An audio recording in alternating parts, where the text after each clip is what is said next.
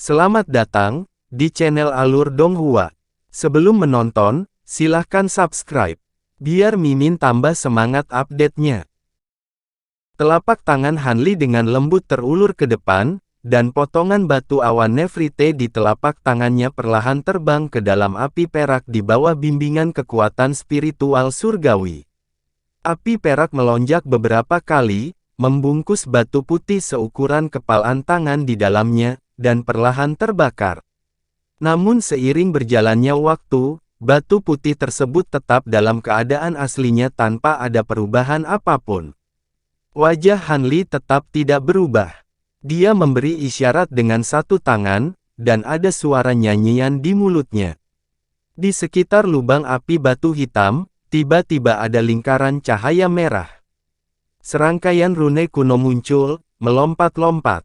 Setelah rune menyala, api perak di lubang api tiba-tiba naik.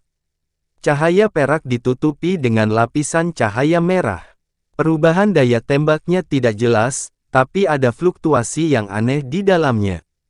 Dengan munculnya fluktuasi ini, Nefrite Cloudstone akhirnya berubah sedikit. Setelah semburan suara mendesis, akhirnya meleleh dalam nyala api perak. Tetesan cairan putih susu mengalir keluar darinya, mengambang di nyala api.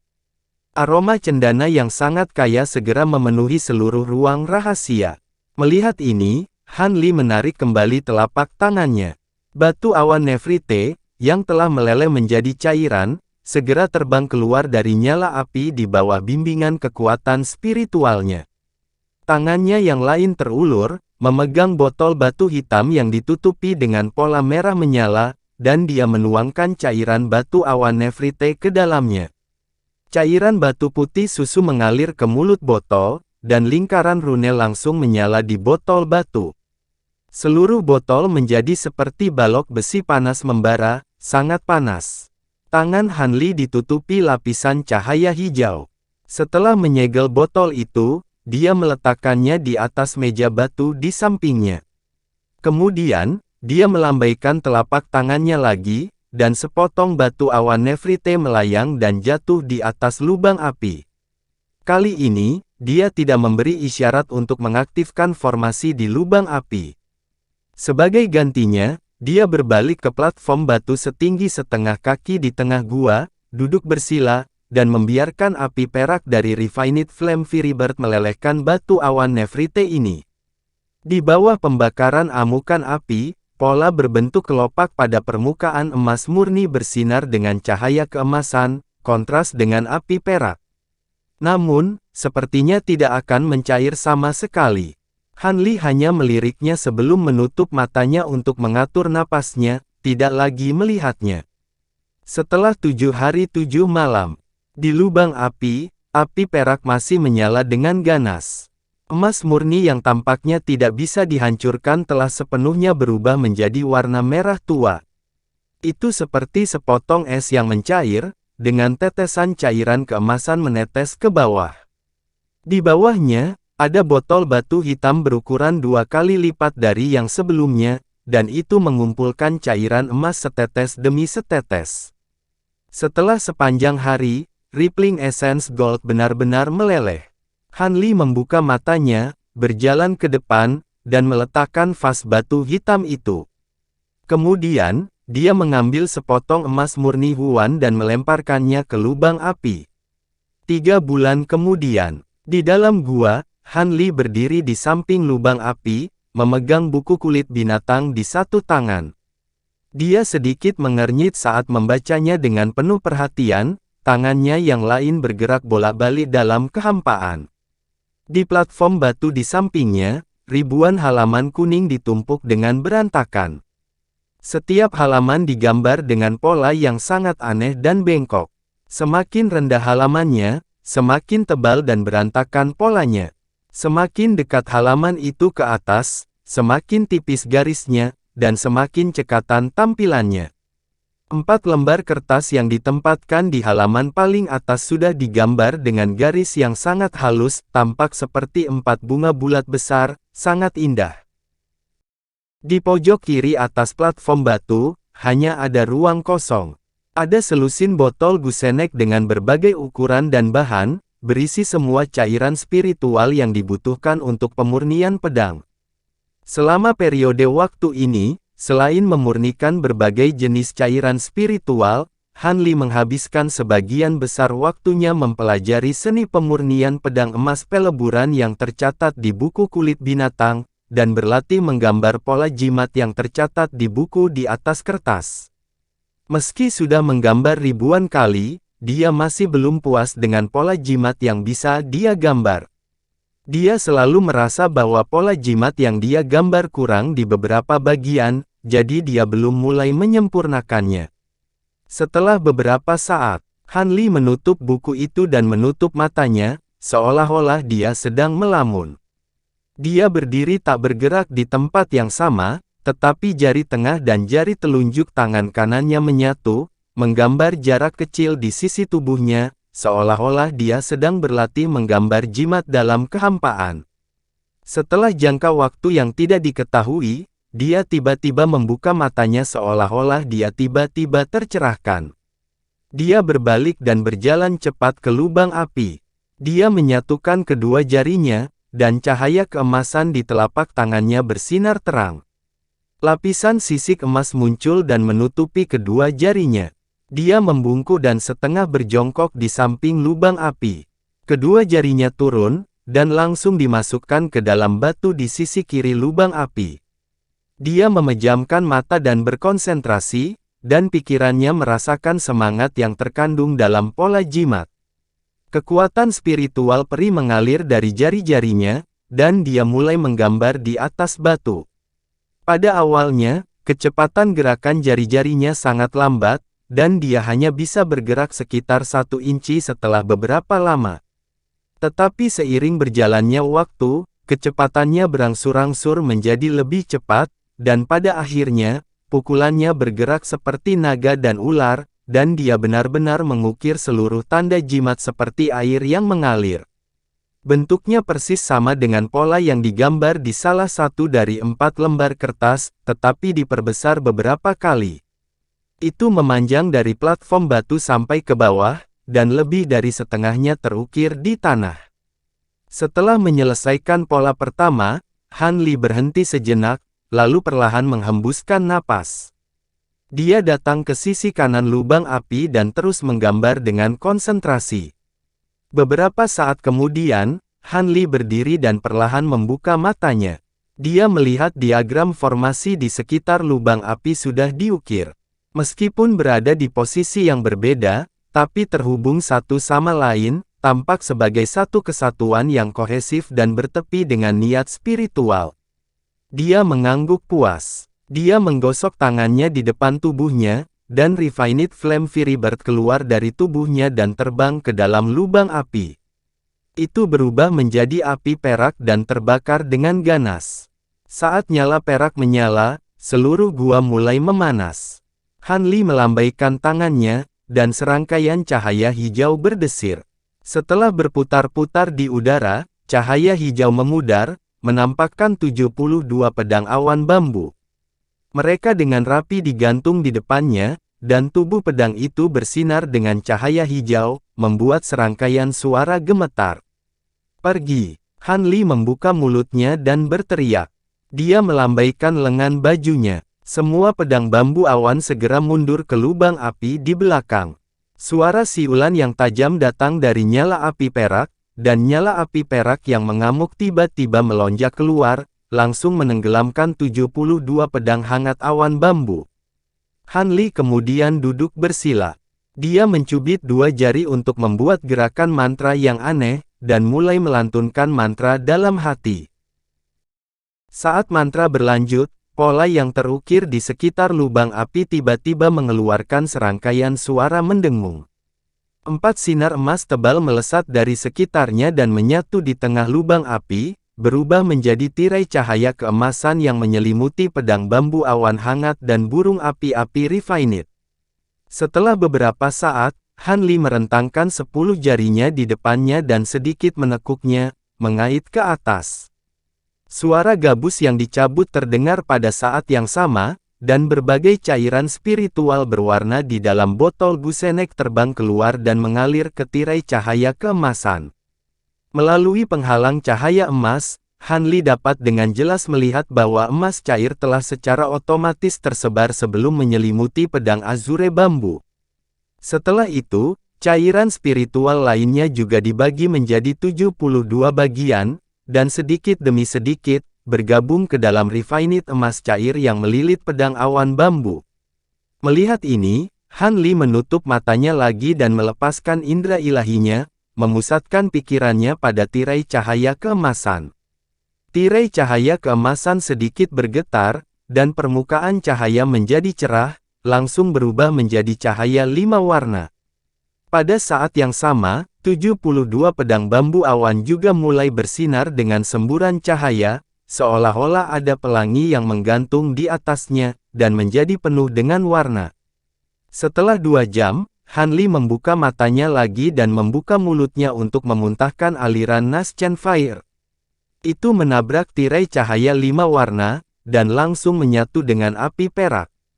Kedua jenis api bergabung dan naik dalam sekejap, berubah menjadi sinar api yang menyelimuti pedang bambu awan. Pada saat ini, ada perubahan mendadak. Selusin pedang terbang tampaknya tidak mampu menahan pembakaran api yang menyatu, dan mulai meronta-ronta dengan liar. Pedang Qi meluap, dan menebas ke segala arah. Melihat ini, indera ilahi agung Han Li segera melonjak, langsung terhubung erat dengan setiap pedang terbang, dan segera menekannya. Aku tidak menyangka akan ada pedang Qi keras kepala yang belum sepenuhnya menyatu. Mereka benar-benar menyembunyikannya dengan baik. Han Li menghela nafas pelan, tapi dia agak lega. Untungnya, pedang Qi telah berpengaruh saat ini. Jika dia bertarung dengan seseorang, mungkin saat kehilangan kendali atas pedang hangat awan bambu dapat menyebabkan konsekuensi yang tidak dapat diubah. Dalam amukan api, pedang bambu awan yang dibungkus dengan berbagai cairan spiritual meluap dari tubuh pedang, dan mereka langsung runtuh. Namun, kekuatan spiritual yang telah mereka ubah tidak hilang, dan diserap kembali oleh pedang terbang. Han Li tidak lengah sedikit pun setelah melihat ini. Dia masih dengan hati-hati mengendalikan fusi Naschen Flame dan api perak, terus-menerus membakar 72 pedang terbang. Warna pelangi pada pedang terbang juga berangsur-angsur memudar dan menjadi kabur. Setelah 49 hari penuh, di dalam tirai cahaya emas di atas lubang api, 72 pedang terbang seputih batu giok, setransparan es. Dibandingkan dengan sebelumnya, semua pedang terbang tampaknya telah diperpanjang 1 inci, dan bilahnya juga jauh lebih lebar. Tanpa ekspresi melihat pedang bambu awan yang agak asing, Han Li melambaikan tangannya lagi. Di peron batu, sumbat botol batu hitam terakhir terbang dengan sendirinya, dan cairan spiritual putih susu di dalamnya perlahan terbang ke tirai cahaya keemasan, terbagi menjadi 72 tetes, dan menetes ke setiap pedang terbang. Suara tetesan lembut ini seperti hujan awal musim semi, seperti cipratan mata air spiritual, seperti pohon layu di musim semi. Semua pedang terbang bergetar pada saat bersamaan, dan kemudian pola spiritual di permukaannya menyala. Pada saat yang sama, ada semburan cahaya keemasan, dan petir emas yang tak terhitung jumlahnya ditembakkan, terjalin satu sama lain, seperti hutan petir kecil, terus-menerus mengeluarkan suara berderak. Mata Han Li bersinar dengan cahaya keemasan. Dia menghela nafas dan mengaktifkan teknik rahasianya, indera ilahinya yang agung dilepaskan dan dibagi menjadi 72 bagian melalui tirai cahaya, menembus petir emas dan mengendalikan 72 pedang hangat awan bambu dengan seluruh kekuatannya. Di bawah kendali pikirannya, 72 pedang terbang bergetar dan cahaya berangsur-angsur menyatu. Semua busur petir emas yang telah dikeluarkan juga ditarik dan bergabung ke dalam pedang terbang sedikit demi sedikit. Akhirnya, semuanya menghilang. Han Li membuat isyarat tangan dan formasi di atas lubang api menyala beberapa kali. Sinar cahaya keemasan yang ditembakkan darinya berangsur-angsur menghilang. Hanya pedang terbang yang masih tergantung di dalam api. Dia membuka mulutnya dan menarik napas. Naschen Fire yang menyatu dengan api perak segera keluar dan ditelan olehnya. Saat Naschen Fire ditarik, suhu api turun sedikit. Pedang bambu awan transparan mulai bersinar dengan cahaya hijau, dan secara bertahap berubah kembali menjadi warna hijau.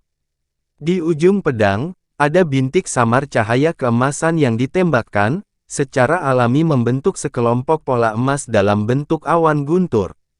Mereka tampaknya dibentuk oleh alam dan memancarkan aura yang sederhana dan tanpa hiasan. Tangan Hanli bergerak dalam kehampaan, meninggalkan bayangan emas. Semua pedang terbang terlepas dari api perak seolah-olah memiliki pikirannya sendiri, dan perlahan menyapu di depannya. Dia menyatukan dua jari dan membuat sayatan di tengah telapak tangannya. Bola darah emas pucat mengalir keluar dan memadat, menjadi bola darah emas seukuran telur.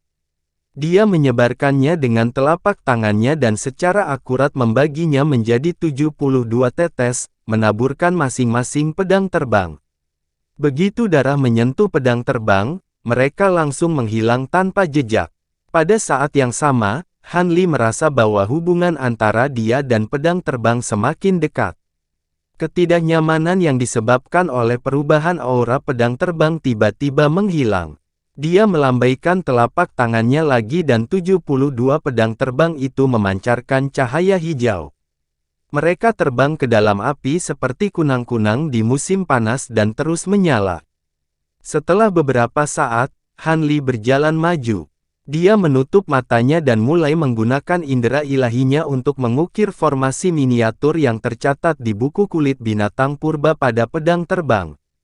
Setengah tahun kemudian, formasi cahaya hijau di luar gunung melayang bubar, dan Hanli berjalan keluar dari pintu utama mansion. Wajahnya tidak menunjukkan emosi apapun, tetapi dia sangat bahagia di dalam hatinya. Pada titik ini, ke-72 pedang bambu awan telah disempurnakan sepenuhnya.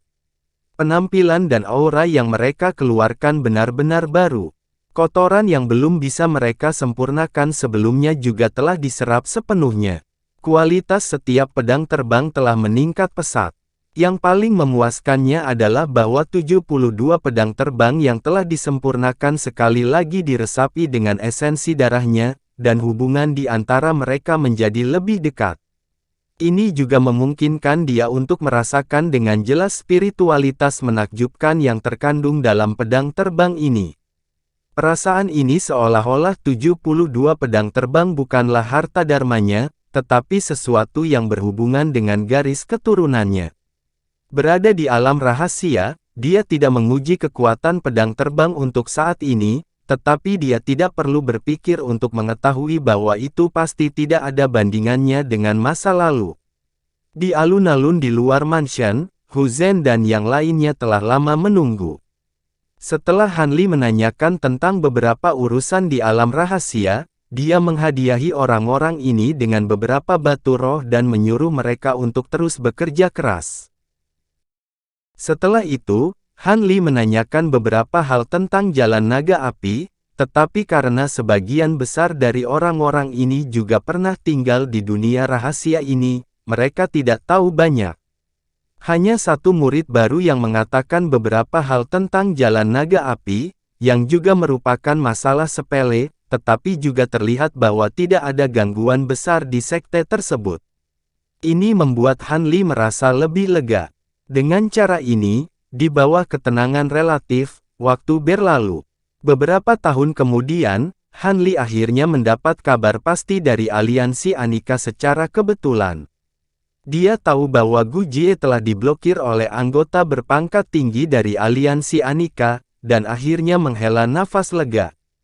Tidak butuh waktu lama untuk bagian luar gunung melayang di mana dia berada diisolasi oleh formasi penyegelan. Waktu berlalu, dan dalam sekejap mata, sudah 200 tahun kemudian. Di alam rahasia gunung melayang, di luar gunung terapung yang diselimuti cahaya hijau, 8 pemuda berseragam jalur naga api melayang di udara dengan ekspresi gugup di wajah mereka, terlihat sangat cemas. Apa yang harus kita lakukan? Kakak senior Hu, kabut yang muncul di selokan kali ini sangat tidak biasa.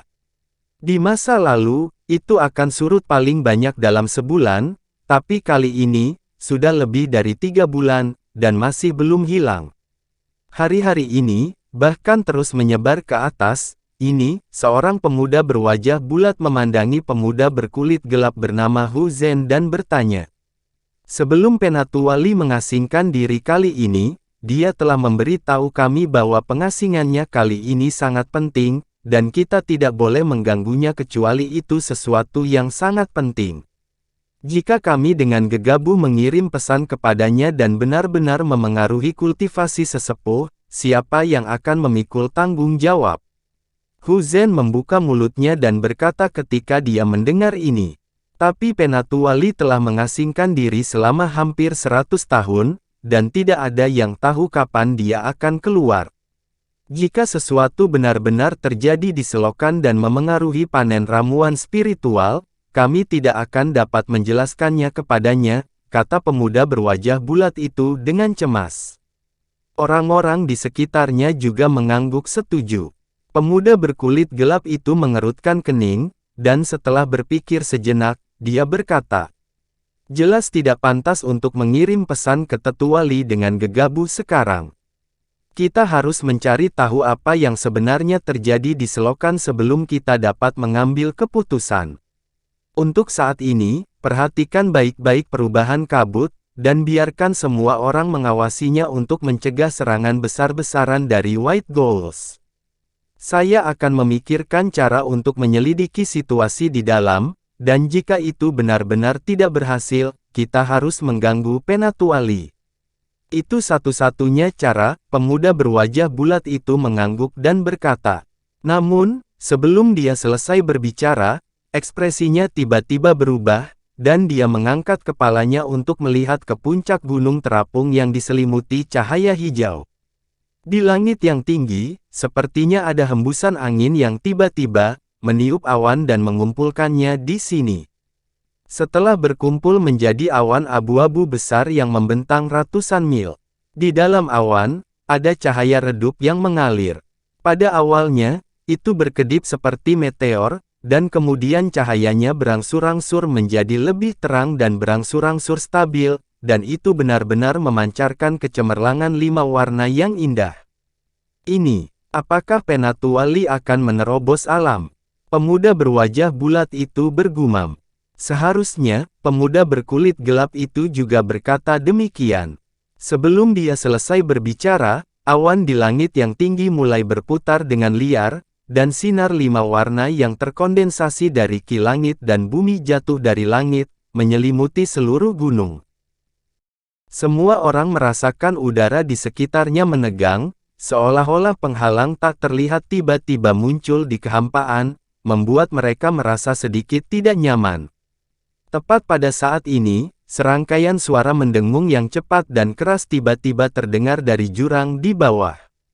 Tidak bagus, ada yang salah. Ayo pergi. Ketika pemuda berkulit gelap mendengar suara ini, ekspresinya tiba-tiba berubah, dan dia buru-buru berteriak. Begitu dia selesai berbicara, sosoknya melintas dan terbang ke bawah, langsung menuju jurang besar di bawah. Melihat hal tersebut, pemuda berwajah bulat dan yang lainnya tidak ragu sama sekali. Mereka juga terbang mengejarnya. Sepanjang jalan, mereka melewati ratusan gunung terapung. Murid-murid Sekte Naga Api di sekitarnya terus-menerus bergabung dengan mereka, dan secara bertahap, berkumpul menjadi pasukan kultivator yang terdiri dari lebih dari 1000 orang. Di antara orang-orang ini, kecuali beberapa orang yang berada di puncak ranah tempering spasial, sisanya sebagian besar berada di ranah tahap awal. Mereka telah ditempatkan di sini untuk jangka waktu yang berbeda, tapi setidaknya ratusan tahun. Semua orang tahu bahwa suara mendengung berarti jangkauan kabut yang naik telah melampaui rekor tertinggi dalam sejarah. Akan ada lebih dari 10 gunung yang akan memasuki jangkauan kabut, dan ramuan spiritual langka yang tumbuh di atasnya akan dipanen oleh White Ghouls. Setelah terbang hampir 1000 mil, pemuda berkulit gelap dan yang lainnya akhirnya melihat lapisan kabut tebal yang seperti awan gelap. Dulu, sebagian besar gunung yang tidak akan masuk dalam jangkauan kabut kini telah diliputi kabut. Tampaknya ada sejumlah besar makhluk hidup yang berlari dan melompat ke arah mereka, dan raungan rendah dan serak terdengar sepanjang waktu. Bagaimana ini bisa terjadi? Pemuda berwajah bulat itu berkata dengan ekspresi tidak percaya.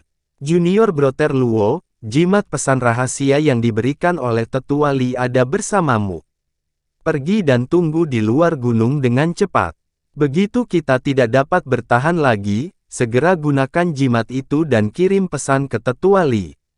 Hu Zhen mengerutkan kening dan berkata dengan cepat.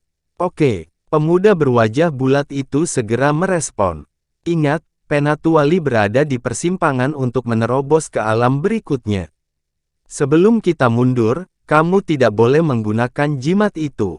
Pria muda berkulit gelap itu mengingatkan. Jangan khawatir, kakak senior. Aku akan mengingatnya. Pemuda berwajah bulat itu mengangguk dengan sungguh-sungguh dan berkata. Begitu dia selesai berbicara, dia berbalik dan terbang lurus ke atas. Murid-murid, dengarkan. Segera siapkan formasi Azure Light Void Suppression. Hu Zhen menoleh ke yang lain dengan ekspresi khawatir dan berteriak. Iya, semua orang menanggapi serempak. Suara mereka bergema di selokan. Kultivator puncak tempering spasial di sekitarnya segera melintas dan tersebar. Masing-masing membawa ratusan murid bersama mereka dan terbang ke berbagai tempat di atas kabut. Mereka melambaikan tangan, mengeluarkan spanduk biru besar dengan cara yang terlatih dan teratur dan melemparkannya ke udara di depan, kemudian, mereka membuat segel tangan dan melantunkan mantra rahasia. Diiringi dengan serangkaian suara mantra, rune pada ribuan spanduk hijau menyala, melepaskan sinar lampu hijau. Sinar lampu hijau ini terjalin satu sama lain, berubah menjadi cahaya hijau besar, menghalangi kabut di atas. Di dalam jurang, kabut tebal itu seperti sepanci air mendidih, melonjak dengan gila-gilaan, kabut bergulir mulai naik dengan cepat, dan kecepatannya tiba-tiba beberapa kali lebih cepat dari sebelumnya. Sebentar lagi, itu telah mencapai lapisan tirai cahaya hijau, suara yang terdengar seperti embusan angin dan ombak datang dari kedalaman selokan, kabut bergelombang bertabrakan dengan penghalang cahaya biru, menyebabkannya bergetar hebat. Murid-murid Sekte Naga Api di atas penghalang cahaya memegang erat tiang bendera spanduk di tangannya, tubuh mereka bersinar terang saat mencoba yang terbaik untuk menstabilkan formasi. Beberapa murid dengan basis kultivasi yang lebih rendah tubuhnya bergoyang terus-menerus. Tepat pada saat ini, siluet humanoid tiba-tiba keluar dari kabut tebal, mereka dengan cepat melesat dari bawah, dan bertabrakan dengan layar cahaya hijau, mengeluarkan serangkaian suara bang-bang yang teredam. Murid-murid Taoisme Naga Api melihat ke atas dan melihat bahwa di bawah tirai lampu hijau, hantu putih yang jelek melompat dengan gila-gilaan dari pegunungan melayang seolah-olah mereka sudah gila, dan terus-menerus bertabrakan dengan tirai cahaya. Perilaku hantu putih ini sangat aneh. Sama sekali tidak peduli dengan hidupnya. Beberapa bahkan langsung memecahkan tengkoraknya, menyebabkan banyak cairan putih keluar dari tengkoraknya.